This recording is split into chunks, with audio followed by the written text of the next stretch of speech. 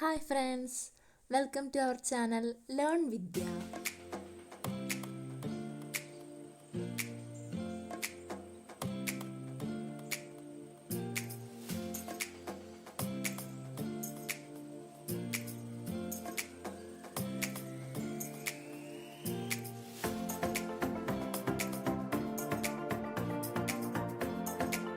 നമ്മുടെ ഇന്നത്തെ class generally accepted accounting principle ഗ്യാപ്പിൻ്റെ പാർട്ട് 2 ആണ്.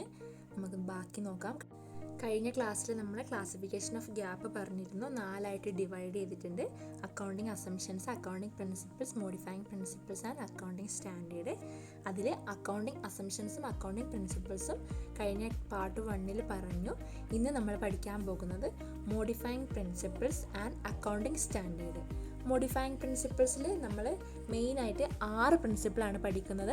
Consistency principle, conservatism principle, materiality principle, timeliness principle and substance over form and legality and the last one variation in accounting practice. ഇനി നമുക്കിത് ഓരോന്നായിട്ട് നോക്കാം. Consistency principle. Consistency principle states that once you adopt an accounting principle or method, continue to follow it consistently in future accounting periods so that the results reported from period to period are comparable. അതായത് ഓരോ വർഷം കഴിയുമ്പോഴും അവർ use ചെയ്യുന്ന methods and practice change ചെയ്യരുത്. നമ്മൾ use ചെയ്യുന്ന ആ methods and practice change ചെയ്യരുത്. എല്ലാ വർഷവും സെയിം മെത്തേഡ്സ് വേണം ഫോളോ ചെയ്യാൻ എന്നതാണ് കൺസിസ്റ്റൻസി പ്രിൻസിപ്പിൾ കൊണ്ട് ഉദ്ദേശിക്കുന്നത്. ഇനി നമുക്ക് സെക്കൻഡ് പ്രിൻസിപ്പിൾ നോക്കാം. Conservatism principle.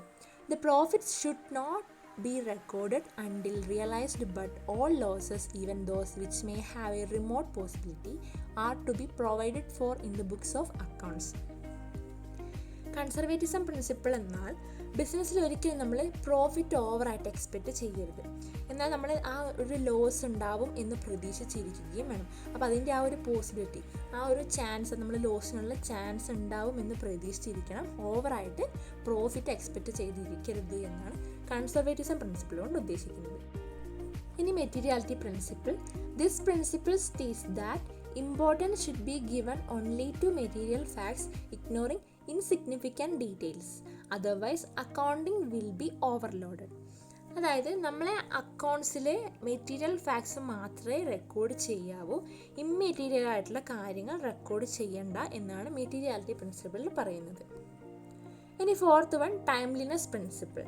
It refers to the need for accounting information to be presented to the users in time to fulfill their decision making needs. അതായത് എപ്പോഴാണോ അക്കൗണ്ടിങ് ഇൻഫർമേഷൻ ആവശ്യമായി വരുന്നത് ആ ടൈമിൽ തന്നെ നമുക്ക് അക്കൗണ്ടിങ് ഇൻഫർമേഷൻ അവൈലബിൾ ആയിരിക്കണം. അതായത് ഓൺ ടൈമിൽ അക്കൗണ്ടിങ് ഇൻഫർമേഷൻ അവൈലബിൾ ആയാൽ മാത്രമേ നമുക്കതുകൊണ്ട് പ്രയോജനമുള്ളൂ. അതുകൊണ്ട് തന്നെ അക്കൗണ്ടിങ് ഇൻഫർമേഷൻ ആവശ്യമായി വരുന്ന സമയത്ത് നമുക്ക് ആ ഇൻഫർമേഷൻ അവൈലബിൾ ആയിരിക്കണം എന്നതാണ് ടൈംലിനെസ് പ്രിൻസിപ്പിൾ കൊണ്ട് ഉദ്ദേശിക്കുന്നത്. ഇനി fifth one, substance over form and legality.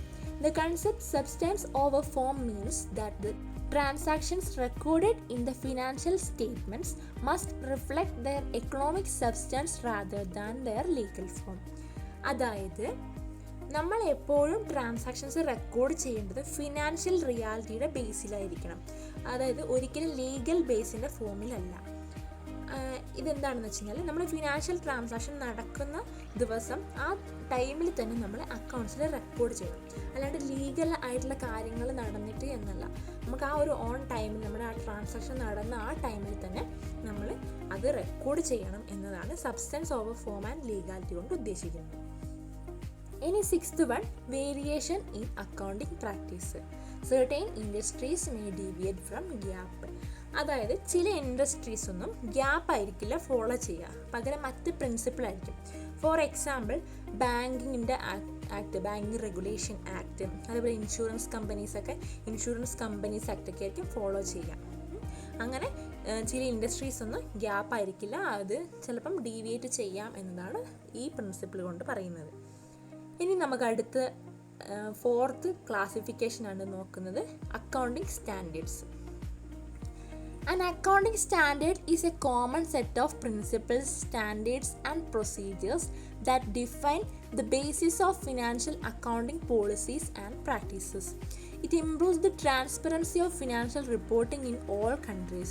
They specify when and how economic events are to be recognized, measured and displayed. അതായത് നമ്മളൊരു ഫിനാൻഷ്യൽ സ്റ്റേറ്റ്മെൻറ്റ് പ്രിപ്പയർ ചെയ്യുമ്പോൾ ഫോളോ ചെയ്യേണ്ട റൂൾസ് ആൻഡ് ഗൈഡ് ലൈൻസ് ആണ് accounting standards. അതുകൊണ്ട് തന്നെ എല്ലാ കൺട്രീസിലെയും financial റിപ്പോർട്ടിങ്ങിൻ്റെ transparency improve ചെയ്യാൻ accounting standard വളരെ ഹെൽപ്ഫുള്ളാണ്. നമുക്ക് ഒബ്ജക്റ്റീവ്സ് അല്ലെങ്കിൽ ഫീച്ചേഴ്സ് ഓഫ് അക്കൗണ്ടിങ് സ്റ്റാൻഡേർഡ്സ് നോക്കാം. First one, brings uniformity in accounting system. അതായത് നമ്മൾ സെയിം റൂൾസ് ആൻഡ് മെത്തേഡ്സ് ആണ് ഫോളോ ചെയ്യുന്നത്. അതുകൊണ്ട് തന്നെ ഒരു യൂണിഫോമിറ്റി നമ്മുടെ അക്കൗണ്ടിങ് സിസ്റ്റത്തിന് ലഭിക്കുന്നു. Second one, easy comparability of financial statement. അതായത് ഈസി കമ്പയറബിലിറ്റി നടക്കുന്നു, നമ്മുടെ ബിസിനസ് തമ്മിൽ ഒരു കമ്പാരിസൺ പോസിബിൾ ആകുന്നു. Third one, assist auditors. അതായത് നമ്മുടെ റൂൾസ് കറക്റ്റായിട്ട് ഫോളോ ചെയ്യുന്നത് കൊണ്ട് തന്നെ ഓഡിറ്റേഴ്സിന് ഓഡിറ്റിംഗ് നടത്താൻ ഈസി ആവുന്നു. Fourth one, makes accounting informative, easy and simple.